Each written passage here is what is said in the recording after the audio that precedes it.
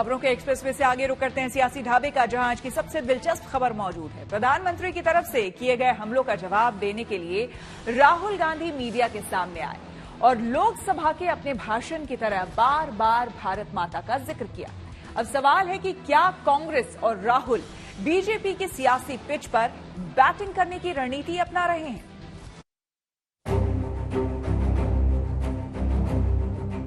North east की इन समस्याओं की कोई जननी है तो जननी एकमात्र कांग्रेस है। 2 घंटे 13 मिनट भाषण किया, उसमें अंत में 2 मिनट उन्होंने मणिपुर की बात की। बहुत अहम। सत्र की समाप्ति के साथ लोकसभा में तीखी बहस भी खत्म हुई, लेकिन लड़ाई जारी है। स्टेट की हत्या कर दी गई है और उसको चीर दिया गया है। इसलिए मैंने बोला हिंदुस्तान की हत्या मणिपुर में बीजेपी ने कर दी है। लेकिन अविश्वास प्रस्ताव पर चर्चा के दौरान राहुल गांधी और कांग्रेस ने जो नई लाइन पकड़ी है वो चौंका रही है।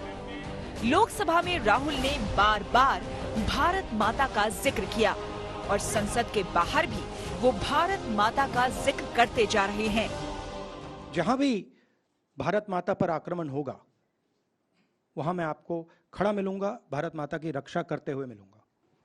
एक स्टेट की हत्या की गई है, भारत माता की हत्या कर दी गई है मणिपुर में। तो क्या मान लिया जाए कि राहुल गांधी बीजेपी के एजेंडे पर प्रहार करते हुए राष्ट्रवाद की बड़ी लकीर खींचने की रणनीति पर काम कर रहे हैं? ये सवाल इसलिए है क्योंकि इससे पहले कांग्रेस ने कभी भारत माता वाले पॉलिटिकल नैरेटिव का इस्तेमाल नहीं किया। पार्लियामेंट में बोला कि प्रधानमंत्री जी ने, अमित शाह जी ने भारत माता की हत्या की है, मणिपुर में भारत को खत्म कर दिया है। मैंने ऐसे नहीं बोला था, ये खोखले शब्द नहीं है। मैं आपको समझाता हूं मैंने ये बात बोली क्यों। मुझे हर्ष ये है कि कभी भी ये लोग भारत माता और भारत माता की जय नहीं बोलते थे, तो ये तो बहुत ही मुझे अच्छा साइन, एक तरह से अच्छा साइन है कि भारतीय जनता पार्टी और मोदी जी के नेतृत्व के कारण अभी इन लोगों को भी भारत माता की जय बोलना पड़ रहा है और भारत माता करके स्वीकार करना पड़ रहा है। राहुल के भाषण के कुछ हिस्सों को संसद की कार्रवाई से बाहर कर दिया गया, लेकिन राहुल मणिपुर के बहाने देश प्रेम वाले पॉलिटिकल टोन को आगे ले जाने की कोशिश में जुटे हैं। मणिपुर में महीनों से आग लगी हुई है, लोग मारे जा रहे हैं,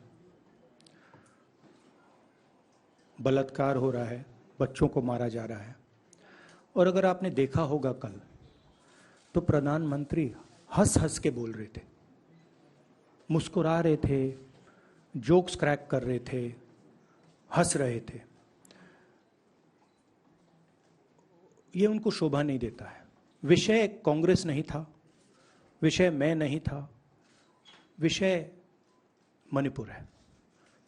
मणिपुर में क्या हो रहा है और उसको एकदम क्यों नहीं रोका जा रहा है, ये विषय है। Very unfortunate that the grand old party, the so-called grand old party is behaving so irresponsibly. प्रश्न है कि माननीय मंत्री द्वारा अब जरा पॉलिटिकल गठबंधन की कहानी समझ लीजिए। ये साफ दिख रहा है कि अविश्वास प्रस्ताव के बहाने विपक्ष के मोर्चे यानी इंडिया ने संसद और इस तरह देश को अपनी एकजुटता दिखाने की कोशिश की, पर जिस तरह वोटिंग से पहले विपक्ष ने वॉकआउट किया, उसने सत्ता पक्ष को ये कहने का मौका भी दे दिया कि जानबूझकर वोटिंग नहीं की। अगर की होती तो विपक्ष की टूट फूट दिख जाती। बीजेपी के पास इस अविश्वास प्रस्ताव में खोने को कुछ नहीं था, लिहाजा संसद की पिच पर खुलकर बैटिंग हुई। ये इंडिया गठबंधन नहीं है, घमंडिया गठबंधन है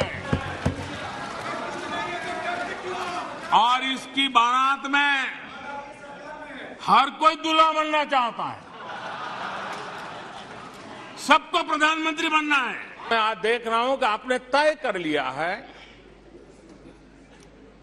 कि एनडीए और बीजेपी 2024 के चुनाव में पुराने सारे रिकॉर्ड तोड़ करके भव्य विजय के साथ जनता के आशीर्वाद से वापस आएंगे। बीजेपी बार बार विपक्ष के गठबंधन में ऐतिहासिक दरार की ओर इशारा कर रही है, जिसे विपक्ष बीजेपी की घबराहट बता रहा है। इस तरह की बातें अगर विपक्ष को बोल रहे हैं घमंडिया या कोई अलग अलग शब्द, तो आप समझ सकते हैं कि ये लोग घबराए हुए लोग हैं, डरे हुए लोग हैं। और जब से ये गठबंधन बना है, पूरे देश भर में विपक्षी एकता हुई है, जिसकी कवायद माननीय नीतीश कुमार जी, लालू जी ने पूरे दौर पे जो है शुरुआत की। जैसा बिहार में किया वैसे ही देश में हम लोग कर रहे, तो ये लोग डरे हुए हैं। चौके छक्के की बात कर रहे थे, विपक्ष का गुगली उनको समझ में आएगा। जब चुनाव शुरू होगा तो हर कुछ पार्टियां भी आ जाएंगी। अभी उनके डर से लोग अलग रहता है, लोग गड़बड़ भी कर सकते हैं, जान लीजिए। दावों से आगे सवाल अपनी जगह कायम है कि कागज पर आंकड़ों के हिसाब से जो मोर्चा मजबूत नजर आ रहा है, क्या चुनाव के मैदान तक ये बना रहेगा? उससे भी बड़ा सवाल है, क्या कांग्रेस राष्ट्रवाद को विश्वसनीयता के साथ अपना एजेंडा बना पाएगी? Bureau report, good news today.